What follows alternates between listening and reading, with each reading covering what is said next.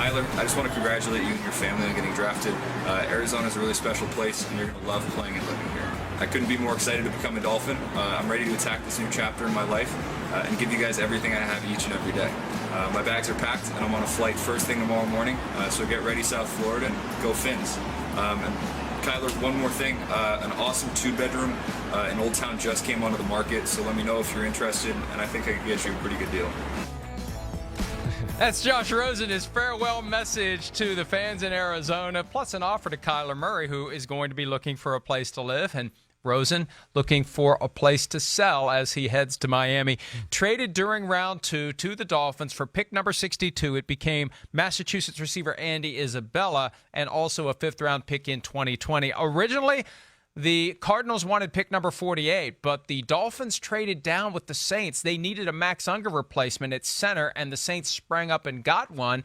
And the Dolphins picked up a 2nd-round pick from the Saints next year to do that. So very savvy manipulation of the board, Chris, by the Miami Dolphins to still get Rosen. Yep. To turn that pick 48 into a 2nd-rounder next year. Right. And to be in position where they can evaluate Rosen under contract for 3 years at $6.2 million. That's a great deal. And I think the Dolphins at least have a chance to be competitive.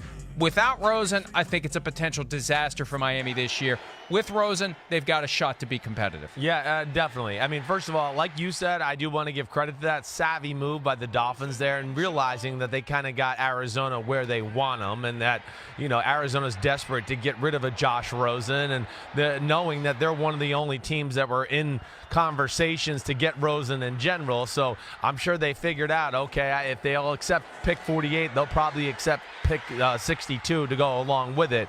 But I do think it's a great move by the Miami Dolphins. I mean, again, they might strike, gold here with Josh Rosen, certainly. Josh Rosen fits exactly what Miami wants to do offensively. Again, it's Chad O'Shea. He's a wide receivers coach who's been up in New England for a long, long time. They want pocket passers, of course, in New England that are, smart, able to make good decisions and really accurate throws. Rosen is an extremely accurate thrower of the football, Mike. And, hey, they get basically a year trial period here for a 2nd-round pick to figure out, okay, if this guy's the future of their franchise, and they'll be able to figure out between now and the 2020 draft if he's the guy or if they need to get back in the market for another franchise quarterback next year.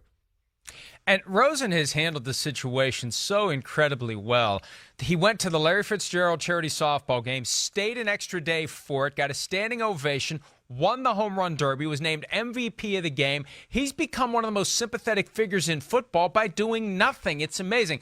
But for the Steve Smith rant, which I think was a little on the kooky side, everybody else out there has been all in for Josh Rosen, Chris. Yeah, no, they have. You're right. And I mean, again, I know where Steve Smith was coming from a little bit, I'm glad one of us does. Well, yeah, it was a little harsh. There's no question about that. I guess he's trying to tell Josh Rosen, who's, kind of got a stigma already. Some people thought he was, bratty and he thinks too much outside the box and all that crap that you heard about him last year in the draft. So that stigma's there. And then when he unfollowed Arizona, it looked a little petty. I get you there. But I don't know if Steve Smith had to go off on him the way he did. But either way, again, I think Arizona did the right thing here too. Yeah, would they have liked to got a little bit more value for Josh Rosen? Certainly, but you want to start off the Kingsbury, Kyler Murray era smoothly. And, for Josh Rosen, they got a wide receiver that really fits a position that they need. Danny Isabella is like a Wes Welker or a Julian Edelman type of guy. And Kingsbury, when he was at Texas Tech and I was at Texas, he was throwing to Wes Welker in that same offense. So that makes sense for them as well. Where do you put Rosen? If he'd have been available in the draft this year with the 4 guys that went from 1 to 42, where do you put Rosen? Yeah, so early on when I first watched him, I thought, ooh, okay, it's Kyler Murray, then Rosen. The more I watched, I think I would have gone Drew Lock or Dwayne Haskins, then Rosen. He would have been my 4th guy.